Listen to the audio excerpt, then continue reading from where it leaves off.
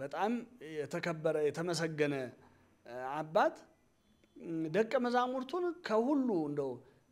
ሲያስተምራቸውም ከሚውለው በውኑም ይያለ ሲያደርግ ከሚውለው ነገር የበለጠ አተኛኙ ያስደንቃቸው ነበር እነዚህን ሁለት ሰውነቴ ላይ ያሉ እነዚህን ሁለት ተዋሳት እንኳን በውኔ በእንቅልፌ ማላምናቸው ማላቸው ዋስራ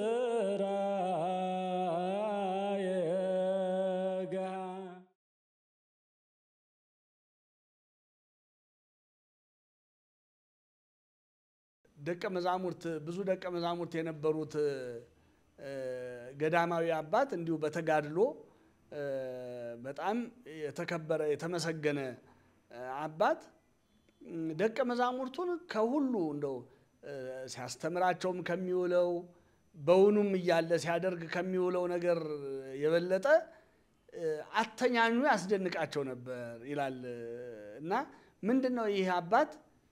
ሁሉ ጊዜ ሲተኛ ያችኑ እንግዲህ አንድ ሰዓትም ትሁን ሁለት ሰዓትም ትሁን 30 ደቂቃም ትሁን ከጸሎት መጻሕፍት ከመመልከት ከተግባረ ዕለት ተርፈው የሚያርፍባትን ያችኑ ደቂቃ ሲተኛ ምን ጊዜም አንድ እጁን አንደበቱ ላይ አንድ እጁን ሀፍረቱ ላይ አድርጎ ነበር የሚተኛው ይላል ሲተኛና ሁሉ ጊዜ ደቀ መዛሙርቱ ያያሉ አተኛኙን አትለወጥም ይቻተኛኙ አንድ እጁ አንደበቱ ላይ እዚህ አፉ ላይ ናት አንድ እጁ ደግሞ ሀፍረቱ ላይ ናት ያለችውና ሁሉ ጊዜ እንደዛ ሆኖ ነው የሚተኛውና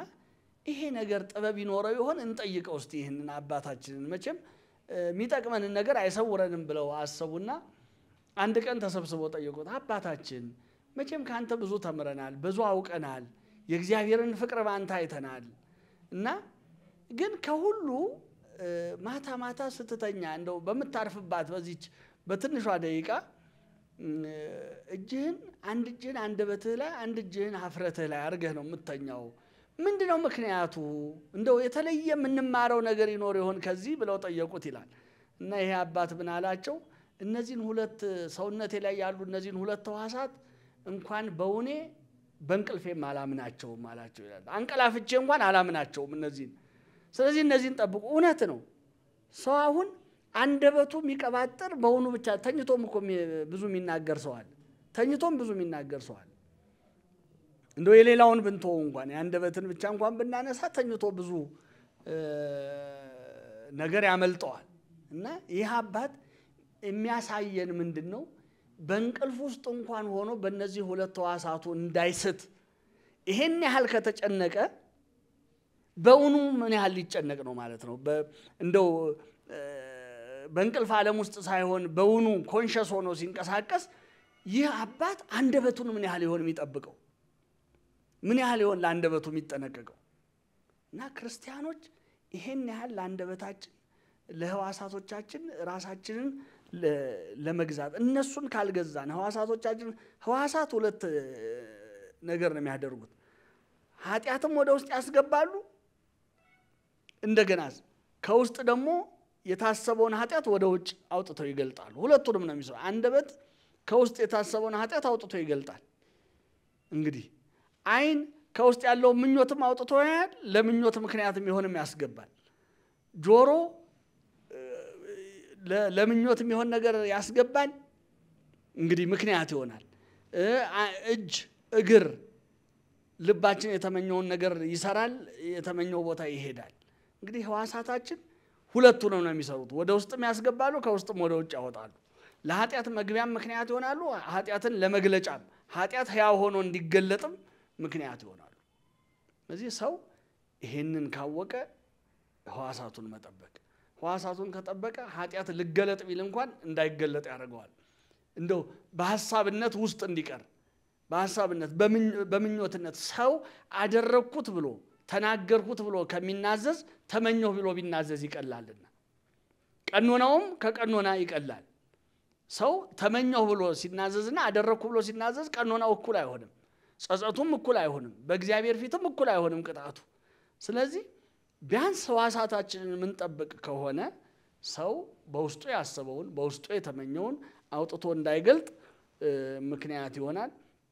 ህዋሳቱን ሳይጠብቅ እንደው ቅዱስ ያዕቆብ ባንድ ህዋስ ነው እንጂ የተናገረው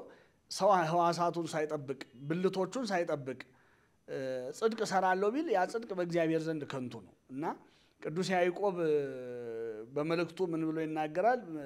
ያዕቆብ መልእክት ምዕራፍ 1 ላይ አንደበቱን ሳይገታ ልቡን እያሳተ እግዚአብሔርን የሚያመልክ የሚመስለው ማንንም ቢኖር የሱ አምልኮ ከንቱ ነው ይላል።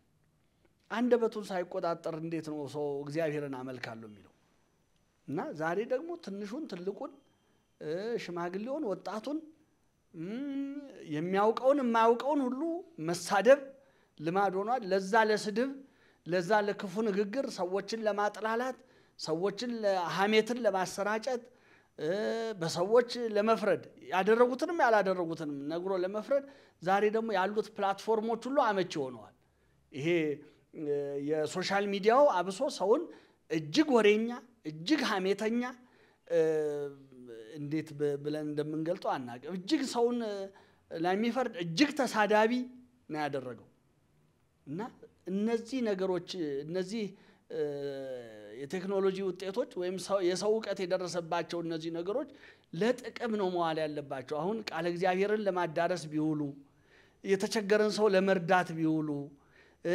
ክፉ የመጣ አደጋ ነገር ካለ ያንን ለማስጠንቀቅ ሰውን ለማስጠንቀቅ ቢውሉ እንዴት በእውነት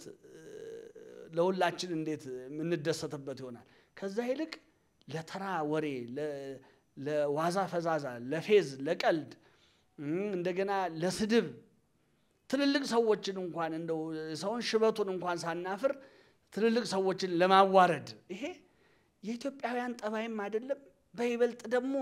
የኛ የክርስቲያኖች ጠባይ አይደለም ወገኖቼ፣ በእውነት የክርስቲያኖች ጠባይ አይደለም ይሄ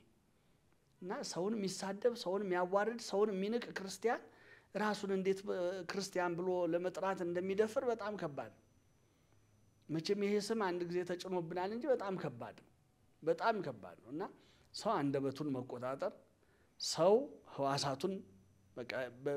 በላዩ ላይ ያሉትን እያንዳንዱን በአካሉ ላይ ያሉትን ብልቶች ኃጢአትም እንዳያስገቡ ኃጢአትም እንዳያስወጡ መጠበቅ። ከተማ እንዲህ ነው እንግዲህ ከተማ ወንበዴ እንዳይገባባት ትጠበቃለች። አዎ የከተማ ጠባቂዎች ስራቸው ከውጭ ወደ ውስጥ ወንበዴ እንዳይገባ ከተማዋን የሚዘርፍ በከተማ ያሉ ሰላማዊ ነዋሪዎችን የሚተናኮል ከውስጥ ወደ ውጭ እንዳይገባ ይጠብቃሉ። በውስጥ በከተማ ውስጥ ደግሞ ወንጀል የሰራ ክፉ ስራ የሰራ የከተማዋን የመንግስት የከተማዋን ገዢ የከተማዋን ንጉስ ህግ የጣሰ ደግሞ አምልጦ ወጥቶ እንዳይሄድ ደግሞ ይጠብቃሉ። ጠባቂዎቹ እኮ ስራቸው ይሄ ነው። እኛም በሕዋሳቶቻችን ኃጢአት ወደ ውስጥ እንዳይገባ እንጠብቃለን። እንደገና ደግሞ ከውስጥ ደግሞ ክፉ ሐሳቦች ደግሞ ወደ ውጭ እንዳይገለጡና ለኛም የጸጸት ምክንያት እንዳይሆኑ አጠገባችን ያሉንም ሰዎች እንዳይመርዙ ደግሞ እንጠብቃለን።